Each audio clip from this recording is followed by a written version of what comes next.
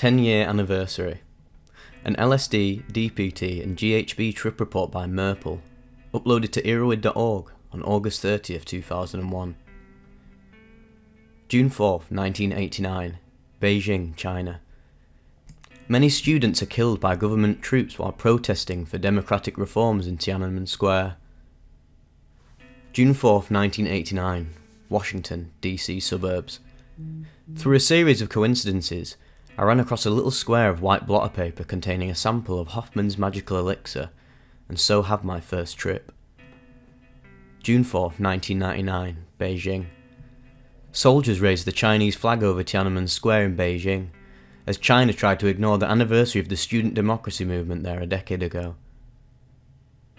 June 4th, 1999, Washington. Unlike in China, June 4th is an anniversary full of joy for me, and one which I celebrated quite fully this year, as is fitting for 10 years. Ah yes, my 10th rebirthday. This is one that I won't soon forget. I hadn't had LSD in a pretty long time, about 15 months since my last mild experience, and around 2 years since my last full-blown LSD experience, which had been a little on the rough side. I've been exploring other entheogens quite thoroughly in this time, but I stayed away from LSD for a variety of reasons. With my 10th rebirthday approaching, however, I decided it was time for a reunion. I obtained a hit of green gel-tab acid and set it aside for the upcoming anniversary. June 4th finally came, and I felt that old familiar nervous anticipation rising in me. Acid, my first and most familiar ally. I found myself incredibly nervous, which struck me as silly. I've done this countless times. I've even done crazy shit like ayahuasca. Why is a little hit of acid causing me so much tension? I guess it was just because it had been so long. I decided on 11 PM for takeoff. Around 10:15 I decided to go in my regular internet chat room to relax and smoke some cannabis before takeoff. I go in there and find one person taking AMT, one person taking DMT, and one person taking AMT with mushrooms, another one taking DPT with ketamine, someone else taking LSD, and a few other assorted trippers. Surprise, looks like the universe decided to throw me a spontaneous rebirthday virtual party. Well, alright then. I placed the sacrament at the foot of my Buddha carving and lit a stick of incense. I reflected upon all that I had been through with LSD over the last 10 years, and all the wonderful things I have learnt from it. 11 PM, down the hatch. Well, like I said 10 years ago, there's no turning back now. Felt a strong alert by 11:15 PM and knew I was going to be in for a wild ride. I was also overcome by a strong wave of nostalgia about LSD. I put on headphones and listened to Moody Blues, broke out a folder of my old LSD-influenced drawings, and began reminiscing. I read old reports of mine. Unfortunately, I've only made a few of them. I thought about how different of a world it was when I first fell through the rabbit hole. There was still a Soviet Union.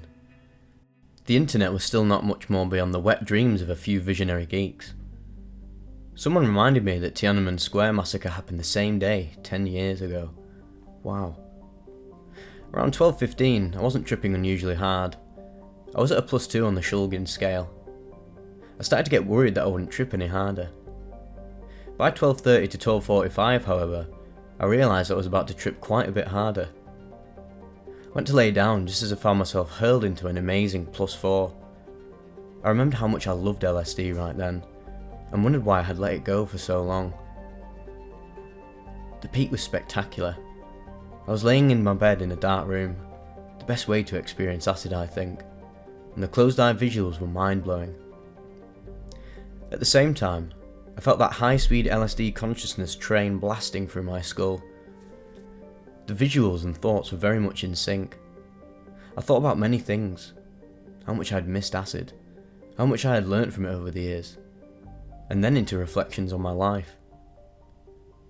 The realisation that this was my first acid trip as a non-smoker, which struck me as being an important milestone.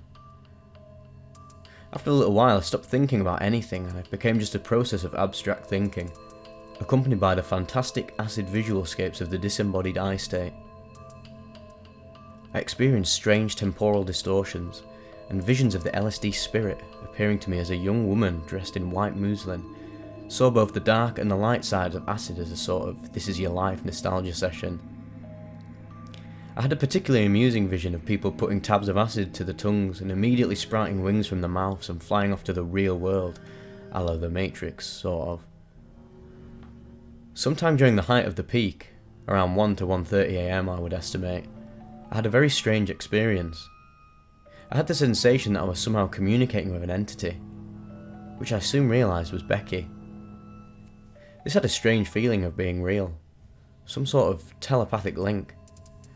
I found myself talking to her soundlessly in some sort of impossible space, and rapidly became confused as to which one of us was who. What's happening? I felt her think, and I thought back.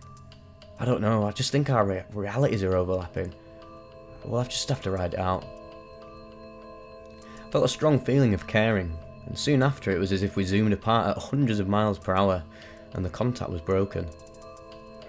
The strange thing is that the next morning when I spoke with her, she asked, "So, did you feel us talking about you last night?" Around 3 to 3:30 AM, things levelled off enough that I was able to move around. I returned to the internet chat room and soon someone convinced me to try a little ketamine, saying that the combination was amazing. I cut some out into 2 large lines, returned to my bedroom, snorted the ketamine and lay down. I waited. I got a strange visual effect where everything began to melt somewhat.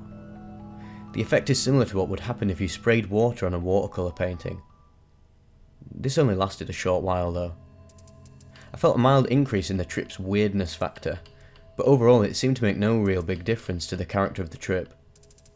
I think I was already too far out for it to have any effect. I wasn't very disappointed, not being very fond of ketamine to begin with. I got back on the chat room and had a great time talking about tripping with everyone for a while. Around 5 AM I decided to take a little bit of DPT to boost myself back up a little. It added a little vibrational signature to the trip and brought back some intensity, but didn't add a whole lot to it, as I only did a small quantity of around 25 milligrams at most. 2 or 3 hours later I got an email from some guy in Serbia who had emailed us a few times before. It was a picture of a peace sign overlaid on a pot leaf. I decided to go to CNN's website and saw a headline saying the war in Kosovo could be over by the end of the weekend. I made a little prayer for peace. Around 7 AM, I had dropped down to a level where I was mainly stimulated, more than tripping, and decided it was time to take a little GHB to make myself sleepy. No such luck though. I ended up consuming enough GHB to tranquilise a herd of elephants over the next 6 hours, and barely noticed any effect over lingering LSD stimulation. I finally managed to fall into a fitful sleep around 1 PM, sleeping until 6, when I woke up physically drained, but mentally full of energy. This was one amazing trip, totally worthy of a 10-year anniversary celebration, and it was a spectacular reunion with an old trusted friend. I won't be letting it go that long again before I schedule another date with my beloved Lady Sydney the Divine.